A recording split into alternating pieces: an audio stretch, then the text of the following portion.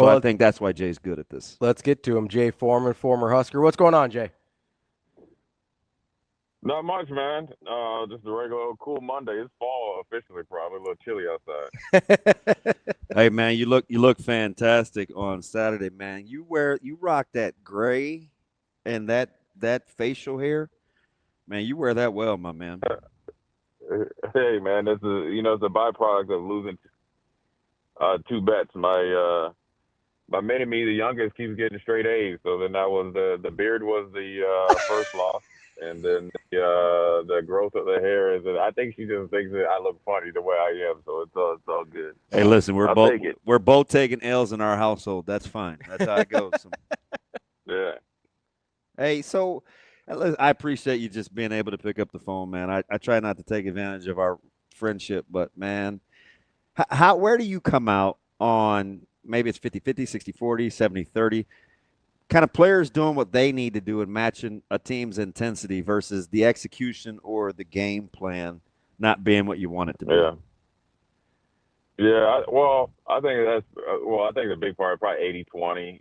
Showing up with the mind, with your mind right. A coach can't control that. Yeah, you can get you inspired at the beginning of the game, but showing up and knowing that you got a competition and then spreading that wealth in the locker room and more importantly, demanding it out of everybody and know what the standard is 80% of it. Now the game plan and all that stuff, this, you coach, tends to change when things are called the perfect call or at least a realistic call for a good outcome, in the situations turn into like obliteration or not even close to it. You get off rhythm, and then it kind of just becomes a little bit, I wouldn't say a guessing game, but let's see what can get these guys going, because everything that you probably expected, say if a chart of 6 or 8, scenarios or plays, probably weren't executed, and the energy of the team, definitely probably resonated in some of those things. I think the easiest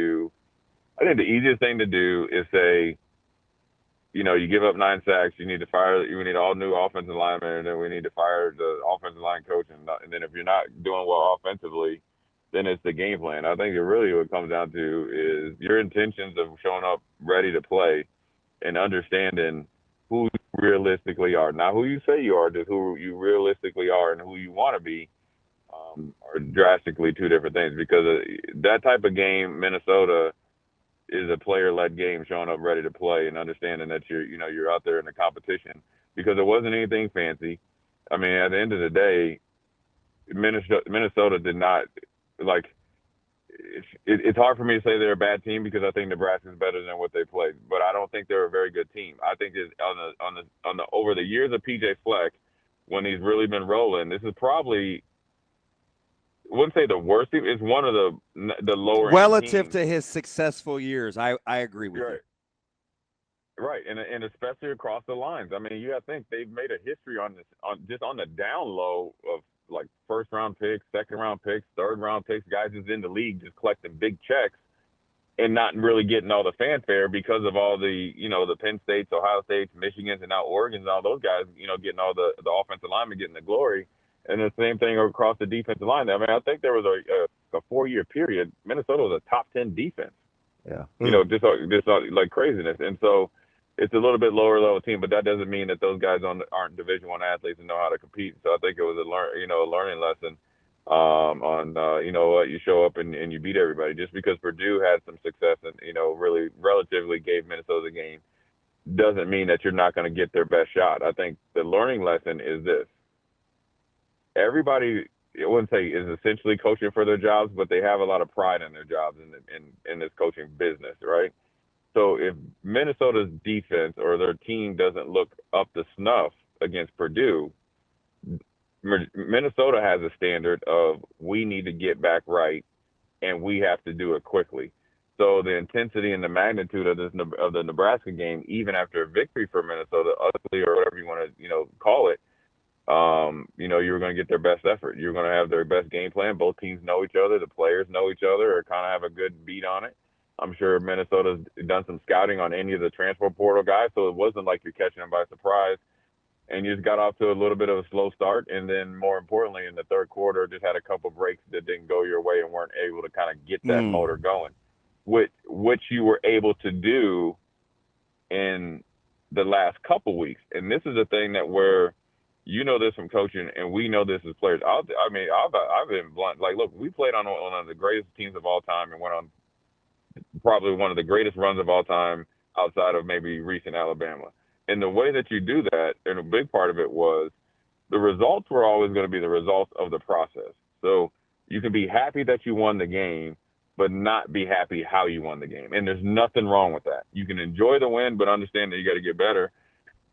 And maybe there was just a couple things that kind of like were a little bit leaky, and guys always think, oh, we'll turn it on in the end, and you just do that in the Big Ten, especially when a team like Minnesota kind of plays so close to the vest, trying to really get that play. Like we played around their play count, which is perfect for them. No more than 60 plays, and kind of just slug it out and make it a kind of like an ugly, like oozing type of win, and for Minnesota, and just a learn lesson for them that that second half or that first 6 minutes of that second half is probably as important as the first 6 minutes of starting the first quarter. Mm.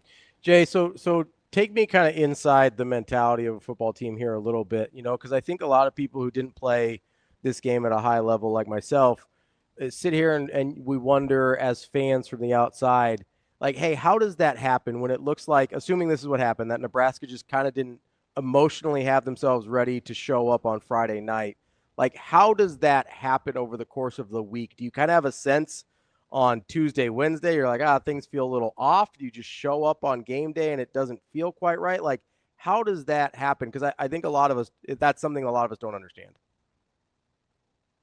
I mean, the easy thing, I guess if you have a bad week of practice and all that, but I don't think that was the case or whatever. I think sometimes it just happens. Um, I think it's a learning process for a team that's learning how to be a championship type of team and players. It's the middle part of the season. So you got to think that, you have to have that mental fortitude to get yourself going. And it's a shorter week. Obviously, it's a travel week, or a travel game. So it's even shorter in the sense of, come Wednesday, you're thinking about, I'm getting on the plane tomorrow at some point in time heading to Minneapolis. And so where Minneapolis is thinking about, we're going to practice, we can get extra film, we're at home. It's a little bit different type of mindset. So I just think I wouldn't call it immaturity, like in the sense of like immature sometimes is be like, okay, where, like you're out to 2 o'clock in the morning and thinking that it's high school again. I think it's probably just a little bit of inexperience of being in this type of situation. You get ranked, so then the back row, the patting on the back is probably a little bit more this week as far as the outside people telling you finally you're ranked. And sometimes when you finally get ranked, you're like, okay, we finally arrived, and boom, you're right back in the arena in Minnesota. So I think it's a little bit of circumstances, maybe attention to detail, but then I think also like in that locker room, you got to have guys that are willing to push those buttons and understand that the magnitude of these two road games and what could possibly come out of those road games. And obviously Minnesota was able to take advantage of our little bit of inexperience in that situation. And so really, I think the big tell-all, or not the big tell-all, a big part of it will be, how you approach practice this week, how much you take accountability for it, as far as like, and that has to be internally. You don't need to get up and, do the whole Tim Tebow thing and all that stuff. And this, that stuff, you don't need to do that, but it's probably within those walls in their locker room, true accountability. And then, be willing to understand that, what, we didn't live up to our expectations, we didn't play to our standard.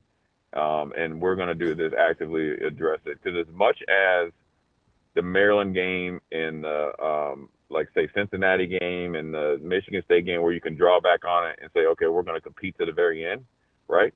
And if you want to kind of take some out of the Michigan game as like one score game or whatever it is, you also have to have this Minnesota game in the back of your mind and say, okay, I'm a little tired. Maybe I need 15 more minutes of tape. Maybe I need to communicate a little bit more. Maybe ask the question that I might think I might know, not just for me. It could be for Damon or Ravi in there that are playing another position, because what affects me at my position definitely affects you too. You understand? Yeah. And that's where you just got to get through it. And that's the hard part because you're in this transfer portal like world of like you're always adding new rosters. So guys got to learn how to get that connect really quick. But then also you got to understand once this season starts, none of that stuff matters. And so game 1 to 12, we have got to be locked in and keep raising the standard week in and week out. Hey, what's the dichotomy, or what's the kind of the trick to understand? Because this is what you'll hear fans say. And I agree with some of it, right? Where Minnesota's just been a better program than Nebraska the last 10 years, and they've had a ton of success against Nebraska the last 10 years.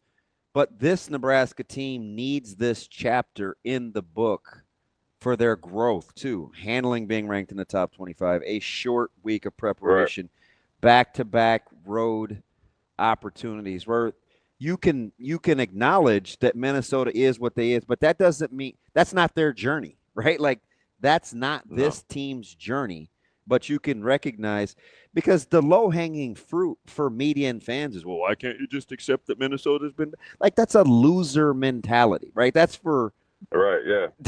You know what I mean? It's like that's it. I mean that's like that's what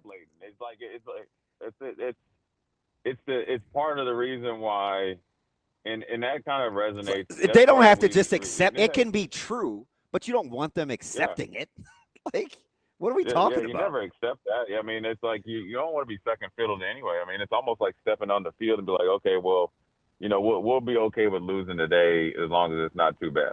At the end of the day, a loss is a loss, and Minnesota over the last 10 years is been better. They've had more stability. I think they've had 3 coaches in the last 10 years, right? And if you have maybe even, I'm trying to add up the numbers, maybe even if you go a little bit farther, Bo and all that. And even Minnesota went through a little tumultuous time with, Jerry Kill getting sick, Clay taking over, the false allegations against some of their star players, had tremendous amount of turmoil in the athletic department for decades. Trust me, I've read about it, and when I was up there, even in high school, and they've been able to kind of stabilize it with PJ, and it's been rough with him, but they've kind of kept the main thing, and they're over the last 10 years they've been more successful. But if Nebraska wants to get to where they want to be, and you can't go from 0 to straight up domination, you got to be able to answer the bell when it's needed, when it's not ideal. You got to be very, very comfortable with being uncomfortable, and that's a locker room thing,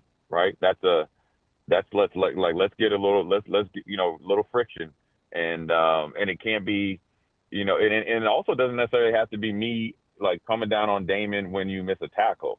It's got to be like, I need you because I'm not here. You know what I'm saying?